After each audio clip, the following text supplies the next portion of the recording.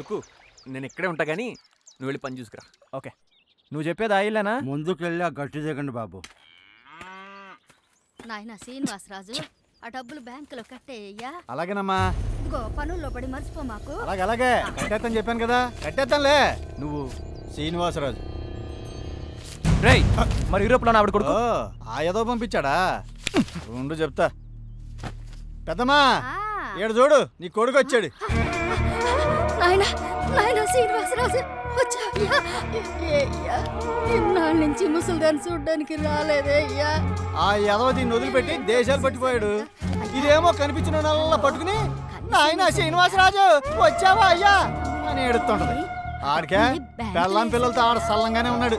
ఇదే పొలాల్లో కూడా ఏడుతుంటే నేను ఎవరిని చూసుకుని లెటర్ ఇచ్చాడా? ఉండయ్యా, నీకు రాసింటాడు. అమ్మా ఎంత ప్రేమో. ఈసారి కూడా ఉత్తరమే వచ్చిందని బాధపడకో. యూరోప్ లో కొడుకు సుఖంగా ఉన్నాడని పండగ చేసుకో. అబ్బో, నేను నీ కోళ్ళలో పిల్లలు బాగున్నాం.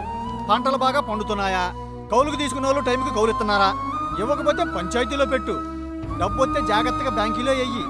నీ మనవడు నాయనమ్మ నా కాళ్ళకి బంగారు గడియాలు ఎప్పుడు చేస్తుందే అని అడుగుతున్నాడు. మర్చిపోయాను. నా అడ్రస్ పంచాయతీలో ఏసుగాడికి ఇవ్వు.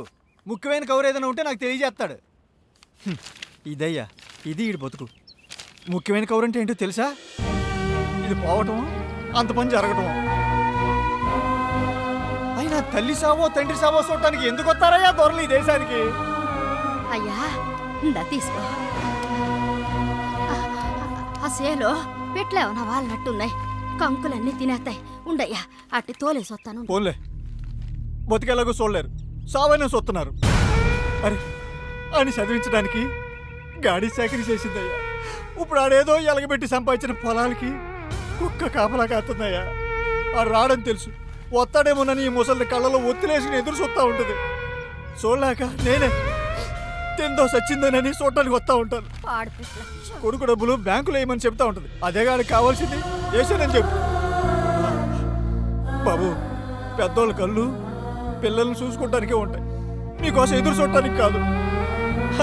అయినా నువ్వు వలస పచ్చివేగా, నీకు చెప్పేమి లాభం? పోయా అయినా వదులుకుని దేశాలు నేలండి.